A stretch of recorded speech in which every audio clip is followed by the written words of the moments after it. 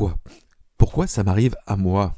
Pourquoi j'ai ces pensées horribles comme ça qui tournent dans ma tête? J'ai j'ai l'impression, ouais, j'ai presque l'impression que je pourrais le faire. J'ai rencontré et accompagné près d'une centaine de personnes qui ont souffert de phobie d'impulsion. J'en ai d'ailleurs souffert aussi. En échangeant avec toutes ces personnes, je n'ai pas pu m'empêcher de remarquer les schémas psychologiques communs, les similitudes dans les histoires. Ce n'est pas un hasard si l'on souffre de phobie d'impulsion. Ce n'est pas un hasard si vous souffrez de phobie d'impulsion. Avant de vous dévoiler les 5 causes majeures à l'origine de la phobie d'impulsion, je tenais à vous rappeler une chose importante concernant cette recherche du pourquoi. Pourquoi cela m'arrive-t-il à moi? C'est humain d'essayer de comprendre l'origine, de donner un sens en quelque sorte à ce qui vous arrive, mais ne tombez pas dans le piège des recherches sans fin. Ne faites pas de cette recherche du pourquoi une nouvelle obsession, une nouvelle source de rumination. Par expérience, je peux vous dire que même si vous saviez précisément toutes les causes de vos phobies d'impulsion, vous ne serez pas guéri. Juste soulagé quelques instants. Savoir pourquoi cela nous arrive, ou en avoir une idée, permet de comprendre ce qui nourrit le TOC. Cette compréhension est juste la première étape pour aller mieux. Les informations contenues ici devraient être suffisantes pour passer à l'étape suivante, qui est, vous le savez bien, le passage à l'action. Alors, quelles actions? Je vous laisse aller voir dans la description de cet épisode. Vous devrez trouver ce que j'aurais aimé avoir, des exercices spécifiques à la phobie d'impulsion, des exercices qui ont déjà d'ailleurs montré leurs preuves auprès de plusieurs dizaines d'entre vous. La première cause, celle que l'on retrouve systématiquement, c'est un épuisement nerveux. Un cerveau qui a tout donné et une fatigue émotionnelle et mentale qui va être intense. Comment on fait pour en arriver là? Comment en êtes-vous arrivé là? Il peut y avoir beaucoup de choses qui peuvent épuiser un cerveau ou un corps. Les principales, que l'on trouve souvent, la dépression, traumatisme répété, des croyances sur la vie qui sont inadaptées, un stress présent au quotidien, une mauvaise hygiène de vie. Cet épuisement s'installe sur des années et les neurotransmetteurs comme la dopamine ou la sérotonine finissent par manquer. C'est là l'origine chimique de la phobie d'impulsion. Vous pourriez me dire, oui, mais il y a des tas de personnes aujourd'hui qui sont épuisées. Il y a beaucoup de personnes qui font des burn-out et elles n'ont pas toutes une phobie d'impulsion. Effectivement, mais en fait, c'est là que la génétique intervient.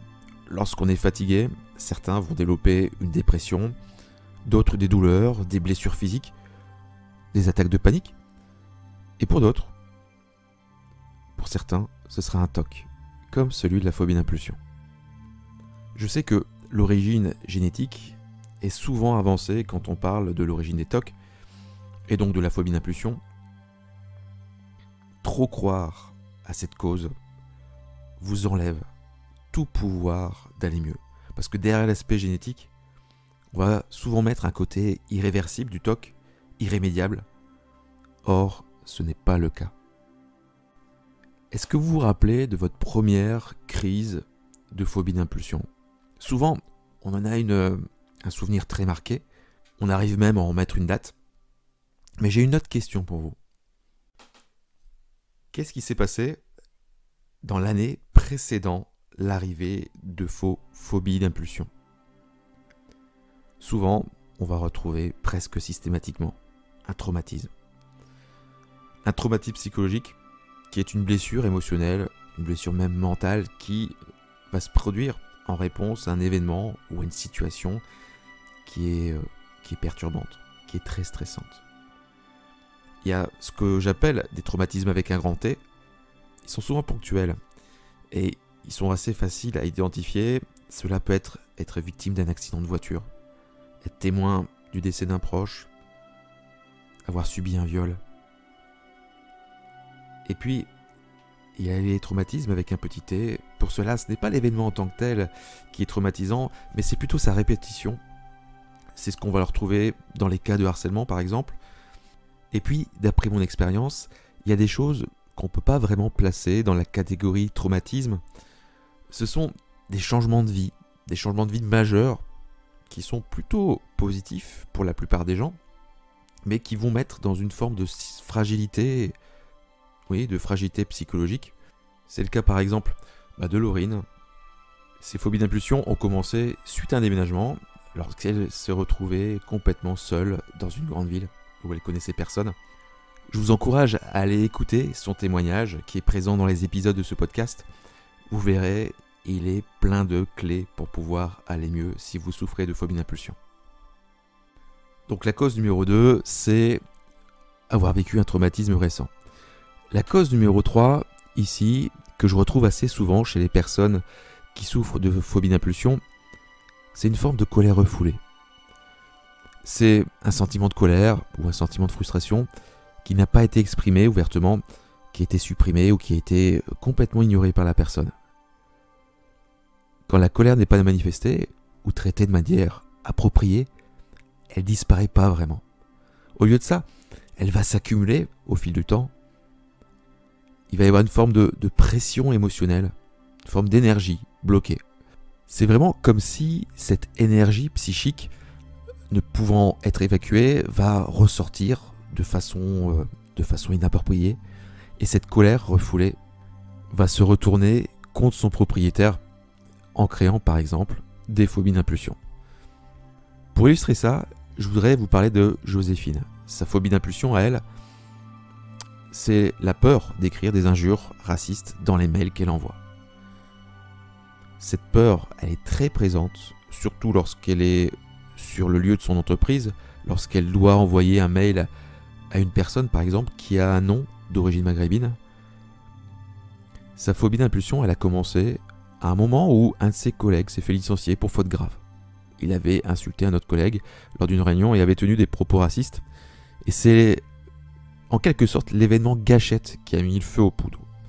Alors, la poudre ou le cocktail explosif de sa vie, c'était quoi?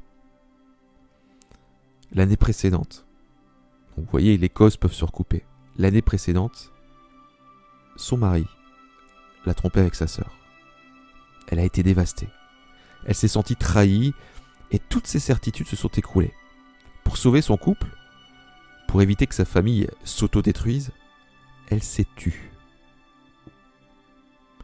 Elle n'a pas dit ni à son mari, ni à sa sœur qu'elle savait. Chez elle, les valeurs familiales sont très fortes. Elle a donc mis un couvercle sur ce qui s'est passé et elle fait toute la journée. Elle fait semblant. Elle a sauvé sa famille, mais la colère non exprimée s'est retournée contre elle. La cause numéro 4, que je trouve très souvent chez les personnes qui souffrent de phobie d'impulsion, ce sont des personnes qui se sont oubliées en chemin. Elles jouent un rôle, font des études ou un métier qu'elles n'ont pas vraiment choisi. Elles font tout pour éviter les conflits. Et là, on retombe sur la cause numéro 3 de la phobie d'impulsion, celle qui consiste à refouler la colère. On pourrait dire qu'en quelque sorte, ces personnes portent un masque. Elles sont une autre personne. Elles sont la personne que l'on attend d'elles. Donc, pour plaire aux autres, elles vont adopter des comportements, des attitudes qui ne sont pas en accord avec leurs valeurs. Elles vont s'efforcer d'atteindre des objectifs qui, en réalité, ne les rendent pas heureux. Ce sont aussi des personnes qui ont un profil de type je m'occupe et j'aide les autres avant de penser à moi. Et je pense que ce n'est pas un hasard que de nombreux jeunes adultes, en rentrant dans la vie active, développent des phobies d'impulsion. La plupart de mes auditeurs ont entre 18 et 30 ans. Et si, finalement, la phobie d'impulsion était le symptôme d'un vase trop plein, de trop d'adaptation, trop d'oubli de soi, une tentative de notre être profond pour manifester au monde notre véritable nous. La 5e cause ou la 5e origine, c'est le perfectionnisme. Un cadre trop strict avec soi. Le perfectionnisme est bien souvent présent dans la vie des personnes, bien avant que les phobies d'impulsion apparaissent. Il y a certaines règles qui sont trop rigides. Alors comment le perfectionnisme pousse-t-il la phobie d'impulsion à se développer? Cette fois-ci, je vais vous parler de Bastien. Bastien est un jeune père et c'est très important pour lui. Il ne veut pas échouer dans son rôle de père parce que son papa, à lui, il a échoué. Il a une définition très élaborée de ce que doit être un bon père et il s'y met beaucoup de pression sur ce qu'il doit faire et ne pas faire. Et puis un jour, au moment du bain avec son enfant, une pensée intrusive se manifeste. Il y a une image de masturbation avec le pénis de son enfant. Cette première pensée intrusive est relativement peu chargée d'émotions, mais elle finit par développer une forme de pression chez lui. Il commence à se mettre beaucoup de pression sur ce qu'il doit ou ne doit pas penser lorsqu'il se retrouve avec son fils. Et c'est là que le cercle vicieux de la phobie d'impulsion commence. Se mettre de la pression comme ça pour éviter de penser à une image va faire davantage revenir cette image dans l'esprit de Bastien. Et ses pensées vont se multiplier et il va finir par se mettre à croire qu'il pourrait être un danger pour son enfant. Ces pensées intrusives commencent alors à être accompagnées de honte, de peur. La phobie d'impulsion est bien là. Pour résumer les 5 causes, la première origine de la phobie d'impulsion, c'est un cerveau qui est épuisé. La deuxième, c'est avoir vécu un traumatisme récent dans l'année précédant l'arrivée des phobies d'impulsion. Ensuite, il y a cette notion de colère refoulée, cette énergie qui va se retourner contre nous. La cause numéro 4, des personnes qui se sont oubliées en chemin. Et la dernière origine que l'on vient de voir, c'est un cadre trop strict avec soi. Si vous avez aimé cet épisode, n'hésitez pas à le partager. N'hésitez pas aussi à y réagir en commentaire si vous avez identifié, vous, une autre cause, une autre origine à vos phobies d'impulsion. Notez-le en commentaire pour les autres personnes. Ça pourrait les guider davantage dans cette introspection. Encore une fois, connaître la cause n'est pas suffisant pour se libérer de la phobie d'impulsion. Pourtant, ces 5 causes mettent en lumière certaines pistes pour aller mieux. Parce que oui, il est possible d'aller mieux. À bientôt.